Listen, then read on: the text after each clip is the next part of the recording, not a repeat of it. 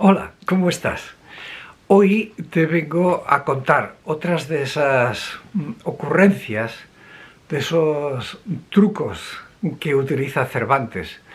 Esta vez no es en el Quijote, sino que es en una de sus novelas ejemplares, en la novela titulada Las dos doncellas, que ya le hice un comentario extenso hace algunos meses.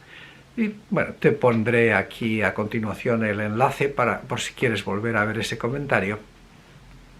Y también te pondré el enlace hacia un artículo académico que es el que me ha inspirado a hacer este vídeo y de donde he sacado las ideas. Es decir, esto no son ocurrencias mías, pero me ha parecido absolutamente fascinante. Bien, te voy a leer un fragmento un fragmento, son 4 líneas de esa novela, porque, claro, no tiene absolutamente nada que ver con la trama de la novela. Es algo absolutamente anecdótico, que podría borrarse y no pasaría nada. Pero está y contiene, pues probablemente un cartucho de dinamita, como acostumbra a hacer el genio de Cervantes, ¿no? Bueno, pues fíjate esto, te lo leo. La escena ocurre en un mesón de un pueblo cercano a Sevilla, que se llama Castilblanco, a unas 5 leguas de Sevilla, en donde hay bastantes mesones. Está a una distancia, pues eso, como de una jornada desde Sevilla, y entonces, pues lógicamente para todo el que sale o entra a Sevilla es un lugar de parada. Bien, entonces llega un señor al mesón, está cenando y dice, y estando cenando, entró un alguacil del pueblo, como de ordinario en los lugares pequeños se usa, y sentóse a conversación con el caballero en tanto que cenaba. Y no dejó entre razón y razón de echar abajo 3 cubiletes de vino, y de roer una pechuga y una cadera de perdiz que le dio el caballero. Y todo se lo pagó el alguacil con preguntarle nuevas de la corte, de las guerras de Flandes y de la bajada del turco, no olvidándose de los sucesos del Transilvano. Ojo, que nuestro Señor guarde. ¿A quién iba a guardar nuestro Señor? ¿A los sucesos del Transilvano? ¿Quién sabe? Pero ahí lo dice. No olvidándose de los sucesos del Transilvano, que nuestro Señor guarde. Bien.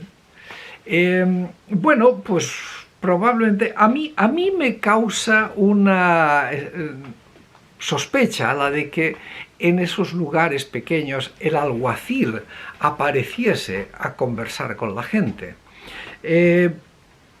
Pues no sé, quizá puedes llamarme que soy demasiado mal pensado, pero probablemente este señor era una especie como de espía, un informante. El alguacil estaba por ahí y se acercaba a ver qué sacaba, a ver qué encontraba, gente sospechosa haciendo cosas, ¿no? Bien, de hecho, más adelante sigue diciendo la novela, que este señor que estaba cenando, pues no le respondió ninguna cosa al alguacil, ¿no? Que el alguacil estaba quizá tratando de sonsacarle. Entonces, bueno, los temas pues son bastante consistentes. Va hablando de lo más, por decir así, lo más importante que era para la gente de su época, que era la corte, es decir, el gobierno.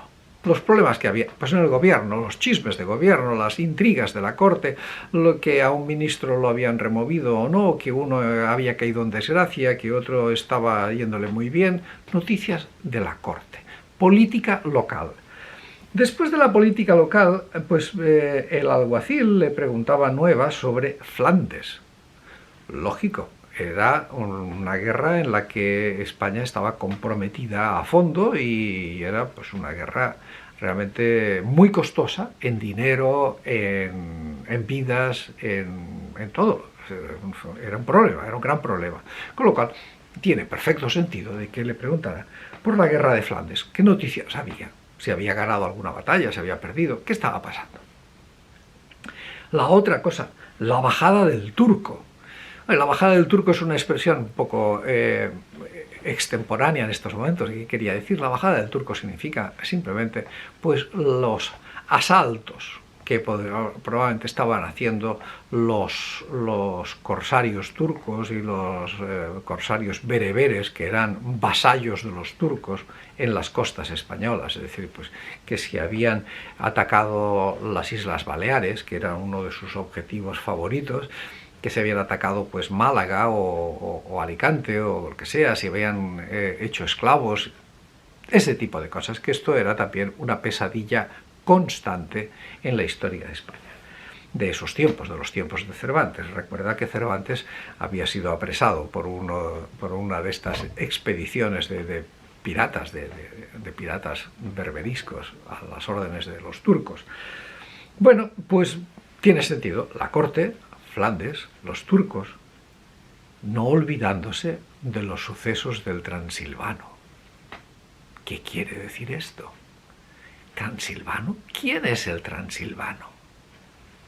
Bueno, pues a todos nosotros nos suena Transilvania, por lo menos de que es la tierra del conde Drácula, que está en Rumania. ¡Wow! Ahora sí que ya no se entiende nada. Rumania, el conde Drácula, ¿de qué me estás hablando, no?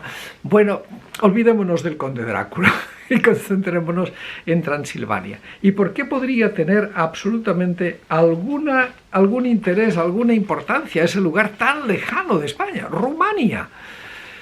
Bueno, entonces el artículo que te mando, que te pongo aquí el link como referencia, te va explicando cuáles son las razones por las que el transilvano podía ser importante. Y bueno, pues el autor va mostrando cómo en Transilvania habían estado sucediendo cosas que no eran triviales y que tenían inquieta a la gente y de las cuales se hablaba.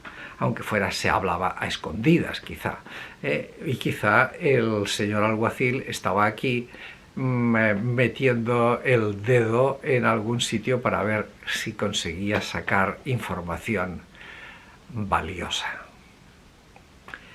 El transilvano, muy posiblemente, era un señor llamado Janos Segismundo, que por razones complicadas de rebotes de la historia, que no vale la pena enredarse en ello, pero que, en fin, lo puedes encontrar, y en el artículo que te menciono están.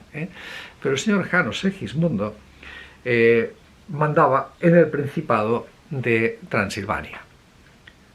Seguramente era el transilvano. Y el Principado de Transilvania era independiente.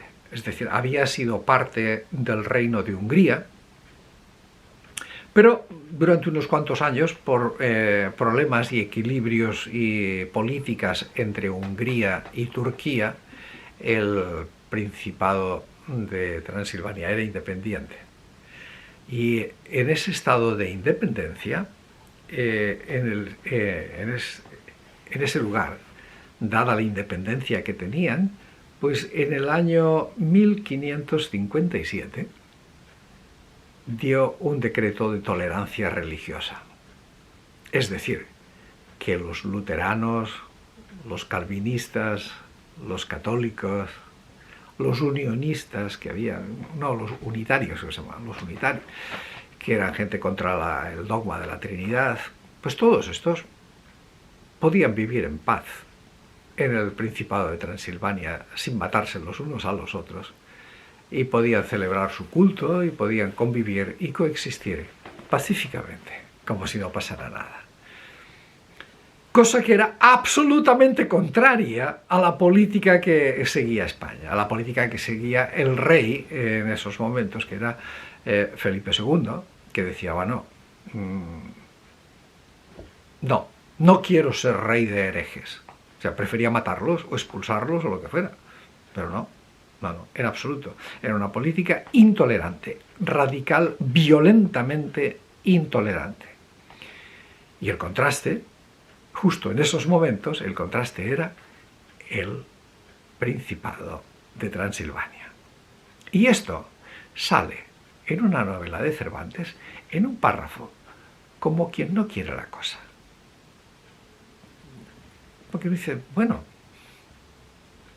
no va con el argumento. Y encima nos habla del transilvano a quien Dios guarde. Dime si Cervantes no es un tipo peligroso. Atrévete a decirme que Cervantes no es un tipo peligroso. Pues bueno, que Dios te guarde a ti también y seguiremos hablando en otra ocasión sobre estas travesuras de nuestro querido Miguel de Cervantes. Cuídate y hasta pronto.